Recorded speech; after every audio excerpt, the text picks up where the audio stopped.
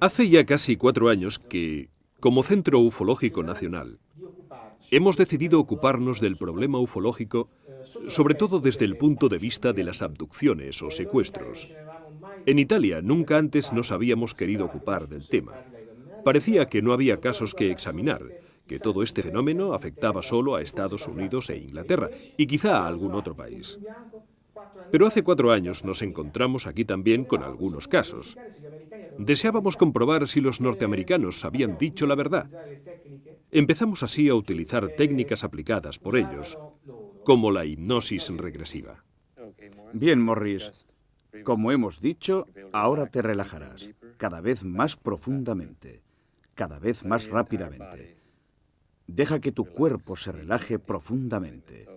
Profundamente, las yemas de los dedos, los pies, los tobillos, las pantorrillas, las rodillas, los muslos, las caderas, el tronco, las manos, las muñecas, los brazos, la espalda, el cuello, la cabeza. Deja que tu cuerpo se relaje profundamente, cada vez más profundamente. Volvamos atrás en el tiempo hasta esa experiencia. Ahora estás en condiciones de hablar. Describe tus sensaciones.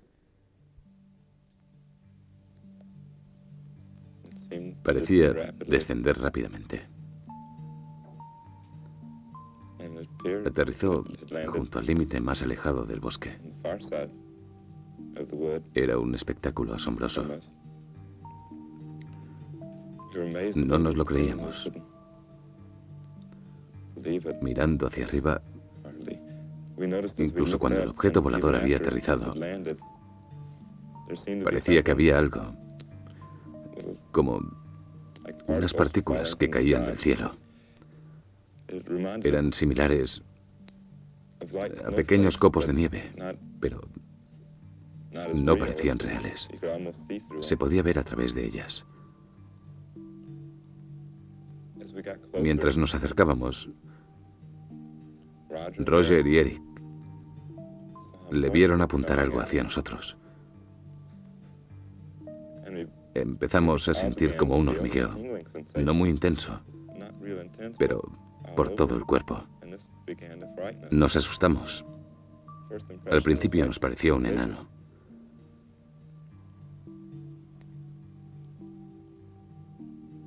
Llevaba un uniforme, una especie de traje espacial, como los que se ven en televisión.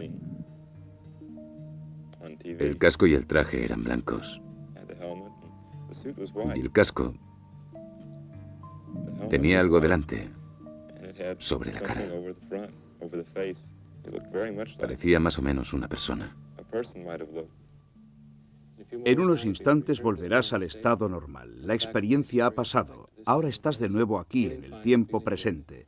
Te sientes bien. Si quieres, puedes contar mentalmente hasta 5. 1, 2, 3. Estás volviendo al estado normal. Te sientes bien. 4. No te despiertes del todo hasta 5. Te sientes bien. 5.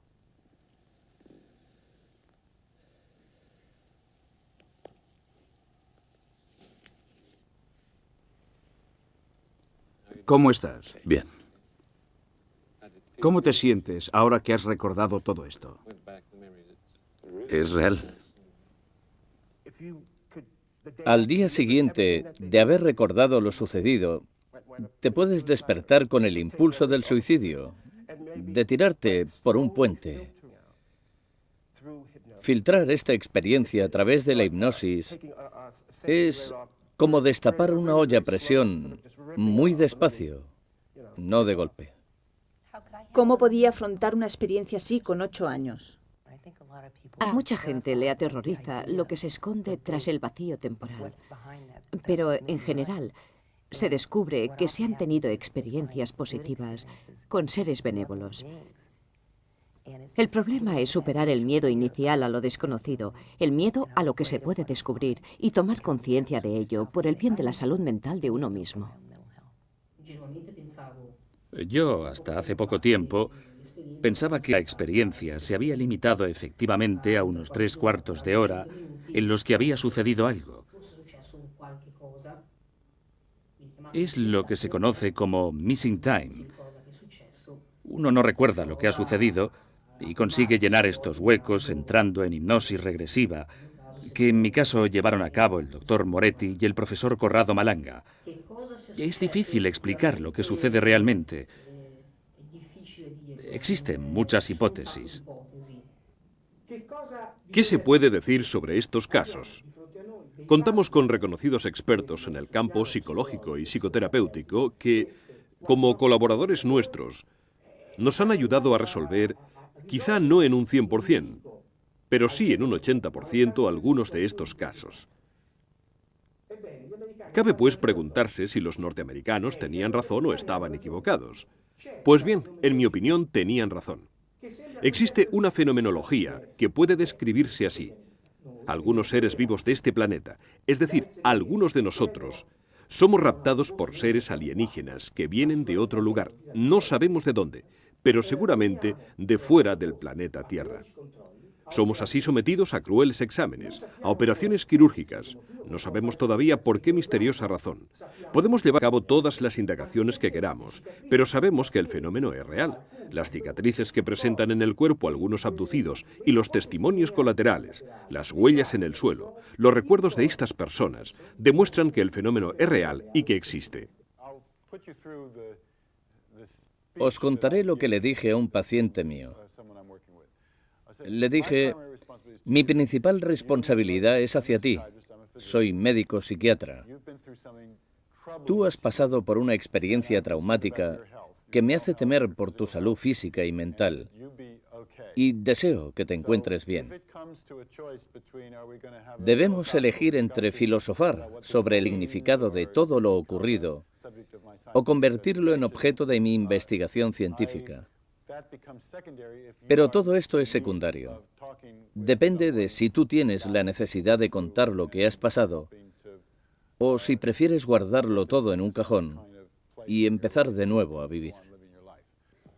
Yo creo que el miedo y el terror dependen tanto de la pérdida del control como de lo que se ve. Es una combinación de estos dos elementos junto con una reacción de rabia. Pero no tiene por qué ser siempre así. Es posible que en este tipo de experiencia pueda intervenir un factor de voluntad dentro del elemento control. Creo que miedo y terror pueden superarse.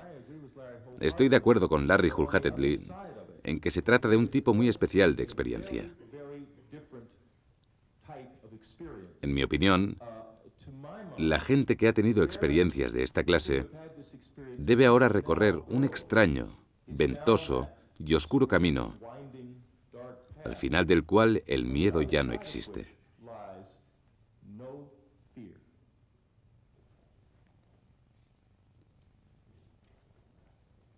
No sé nada de extraños, ventosos y oscuros caminos, pero sé que el miedo es el miedo y el terror es el terror.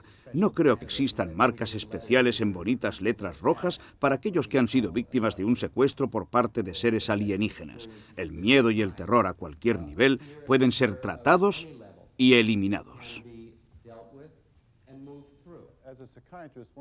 Como psiquiatra, una de las cuestiones que he debido tener seriamente en cuenta ha sido si estaba analizando una enfermedad psiquiátrica reconocible o bien algo totalmente nuevo. He tratado de afrontar el tema de manera que pudiera aplicar los más ortodoxos principios del diagnóstico psiquiátrico.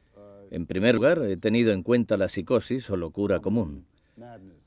Solo que esta gente no está loca.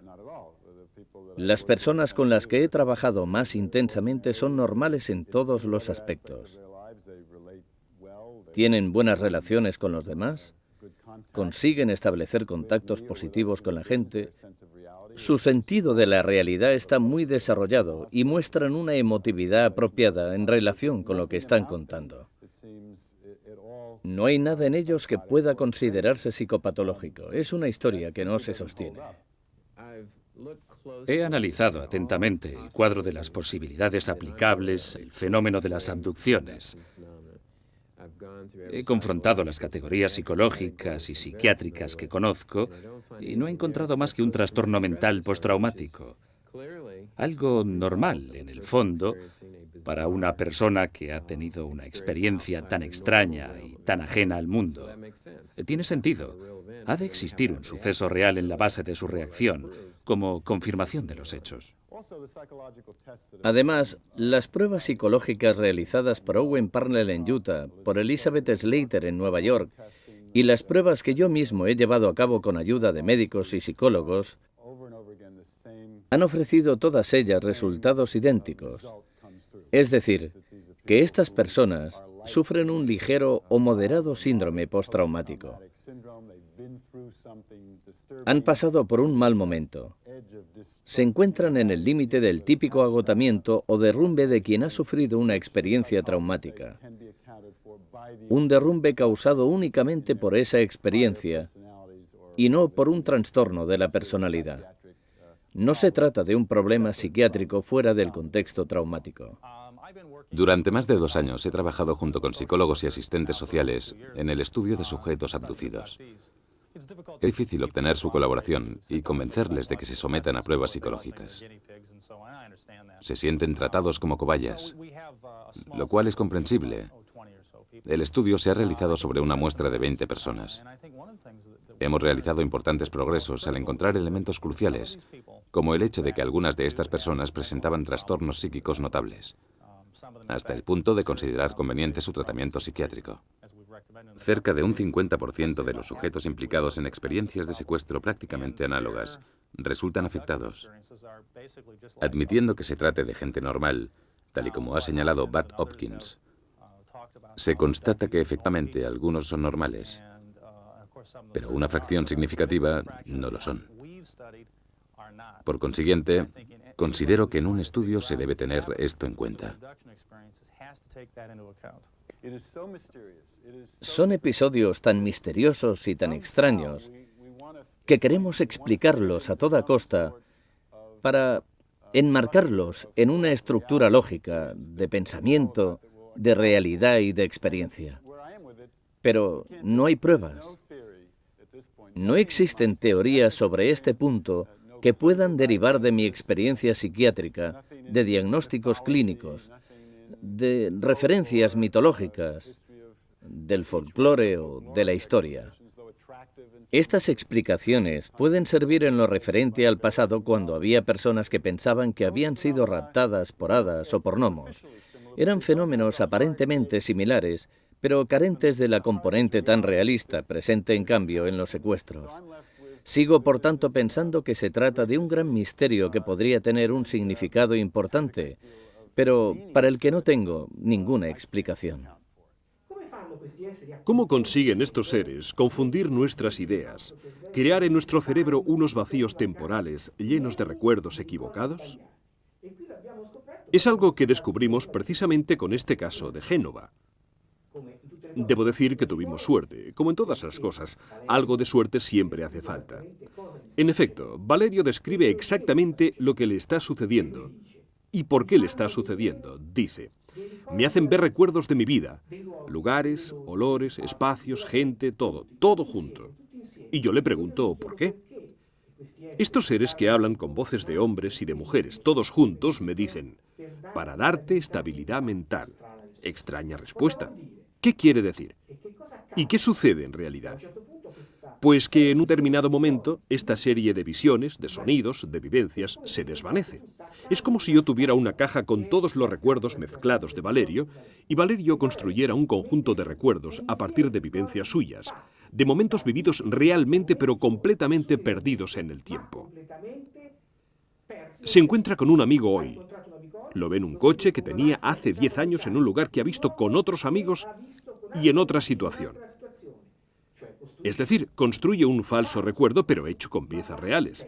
Y las voces que hablan, las voces de hombres y mujeres juntos, dicen: esto sirve para darte estabilidad, como diciendo: no te queremos dejar un vacío temporal, te damos un recuerdo alternativo. Y luego dicen: no te preocupes, lo hacemos todo por tu bien. Esta frase es recurrente en todos los abducidos que nosotros hemos estudiado hasta ahora en Italia.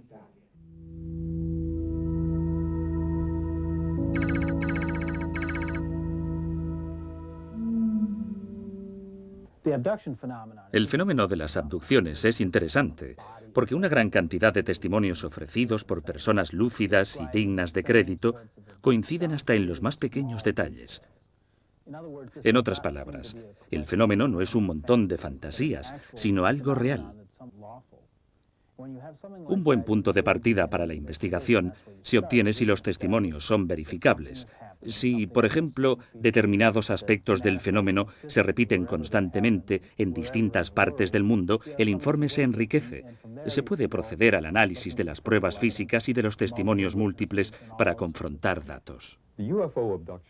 El fenómeno de las abducciones por parte de ovnis en su más estricta aceptación es, en resumidas cuentas, reciente. Entre los primeros casos clasificados y hechos públicos se cuenta el de los Hill en 1961, pero hay también un precedente fechado en 1957 y pocos casos más que se remontan a los años 50. Empezó a hablarse seriamente del asunto solo a mitad de los años 70 por dos motivos esenciales.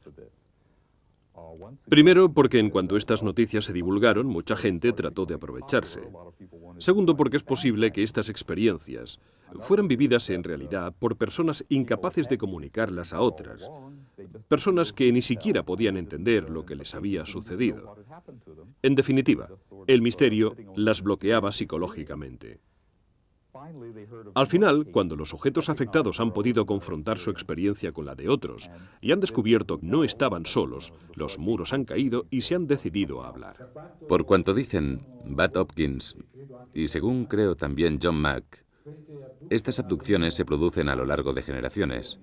Es decir, afectan al bisabuelo, al abuelo, hasta al nietecillo, al neonato.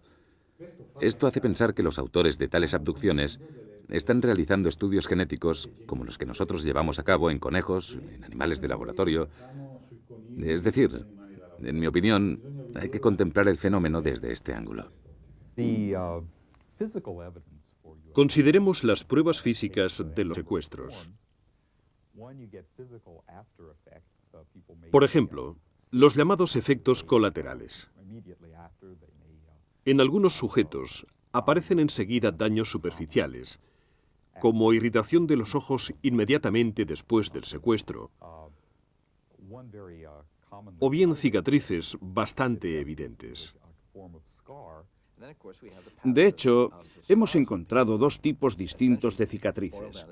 Una recta, como cortada limpiamente con un bisturí. La otra circular, casi en forma de cucharilla, como para extraer un estrato compacto de células. Se trata de señales bastante comunes que suelen encontrarse siempre en las mismas zonas del cuerpo y suponen para la gente las mismas molestias. Si los secuestros son reales y las personas son examinadas del modo que describen, cabe admitir que queden señales en su cuerpo, como ciertas cicatrices. Los secuestrados describen los instrumentos utilizados, las incisiones realizadas para tomar muestras de piel, etc. Y en efecto, algunos sujetos presentan pequeñas cicatrices. La pregunta es, ¿cuál es la causa y cuál el efecto? ¿Qué está antes, el recuerdo o la cicatriz? Bien, las cicatrices siguen siendo un misterio inexplicable, incluso tras las sesiones de hipnosis. Me han hablado de casos en los que el secuestrado recuerda bajo hipnosis haber sido manipulado en una zona insólita, como el pliegue de la rodilla. Luego se mira y descubre que tiene una cicatriz justo ahí, o una pequeña señal circular. Se ha debatido mucho sobre las evidencias físicas, como cicatrices y otro tipo de señales en el cuerpo. Personalmente no me impresionan especialmente este tipo de cosas, porque los seres humanos, sin excepciones, no viven en cajas de cristal. Todos tenemos pequeñas cicatrices en el cuerpo y no necesariamente se recuerdan accidentes insignificantes que, sin embargo, pueden dejar cicatrices. En definitiva, pienso que estas pruebas no son consistentes. Por cuanto respecta a los implantes, la cosa es muy distinta. Estamos estudiando objetos que se han encontrado en el cuerpo de los secuestrados. Objetos que no tenían por qué estar ahí. Su naturaleza no está clara. No son campanillas ni transmisores. No emiten sonidos u ondas especiales. Es decir, no hacen las cosas que cabría esperar de un implante extraterrestre. Pero en distintos aspectos son realmente insólitos. Parecen poseer muchos elementos orgánicos. En última instancia, no se puede excluir que estos objetos no proceden de la Tierra. El hecho es que no deberían estar donde están. Una posible hipótesis es que los llamados alienígenas, a través de los implantes, consiguen monitorizar a determinadas personas, de la misma manera que nosotros marcamos a los animales para localizarlos más fácilmente. Quizá así puedan volver y localizar a esa persona dada, pero quién sabe. En algunos casos se refieren pruebas físicas ligadas a la experiencia, gestaciones fantasma, cicatrices e implantes. La verdad es que nos encontramos solo al principio de la investigación y que la documentación al respecto es escasa. No existe, en efecto, una patología comprobada sobre las gestaciones fantasma y no es posible basarse en los numerosos testimonios, por muy sinceros que sean. Los datos obtenidos son, en un 80%, análogos a los descubiertos por el profesor John Mack, por ejemplo, y referidos por Bud Hopkins o por Stryver en sus libros. Estos muchachos, estos hombres, estas mujeres con quienes nosotros nos ponemos en contacto y de quienes se piensa que han tenido problemas de abducción, presentan a menudo unos implantes, unas cicatrices, unas evidencias físicas cuya existencia no se puede negar. Desde un punto de vista hipnótico, estas personas recuerdan, bajo hipnosis regresiva, que se les han hecho estas cosas, que se les han realizado esos implantes, esos exámenes médicos. Así, por ejemplo, se repite en todos ellos el recuerdo de una pequeña sonda que es introducida por estas entidades alienígenas en el sujeto abducido a través del orificio nasal derecho, mediante una especie de bisturí, llamémoslo láser, aunque no sepamos cómo es. Dicho elemento termina encajándose exactamente en una zona de la hipófisis en el cráneo del sujeto y es perfectamente visible mediante resonancia magnética nuclear, tomografía craneal o bien muchas veces mediante una simple placa del parietal. Nos hemos acostumbrado al tipo de Estados Unidos, a los grises, que responden, para entendernos, a la descripción proporcionada por Barney y Betty Hill y por Whitley Strieber. Muchos de los casos seguidos por Bud Hopkins refieren este tipo de entidades gráciles con cabeza y ojos muy grandes. Este es el tipo más común. Lo que nos sorprende de esta tipología norteamericana constante es el contraste con Gran Bretaña, donde muchos casos de secuestro se relacionan con criaturas prácticamente humanas de aspecto nórdico. Estas criaturas han sido descritas a menudo con largas barbas y ropas ondulantes. El tipo nórdico no se parece nada a los pequeños grises. El hecho es que se comportan de modo muy similar. Secuestran personas, las llevan a bordo y las someten a sus pruebas médicas. En algunos casos, estos señores vestidos con esmero parecen colaborar con individuos de una tercera raza alienígena que, aun sin parecerse a los grises de Norteamérica, parecen igual de estúpidos y desagradables. En particular de Latinoamérica nos han llegado referencias de secuestros perpetrados por seres aparentemente más bien obtusos. En definitiva, contamos con diversos niveles de cultura alienígena. La principal objeción al fenómeno ovni es que los objetos no pueden ser reales, porque cuando los secuestrados describen a sus ocupantes, lo hacen en términos humanoides.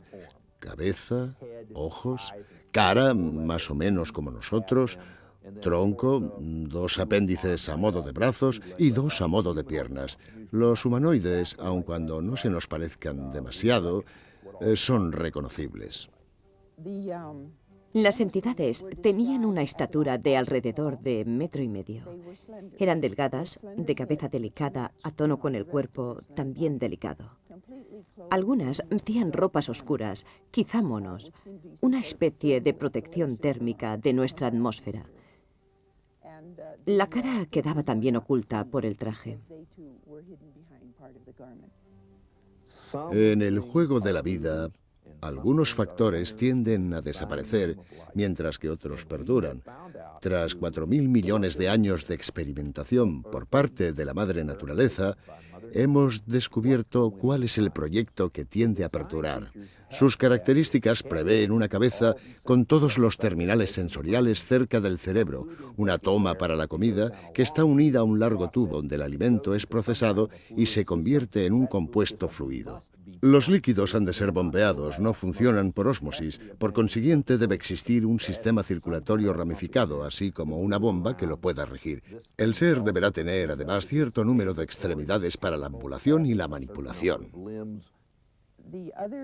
El otro tipo de entidades es el tipo más común en el que se piensa en general cuando se habla de secuestros OVNI.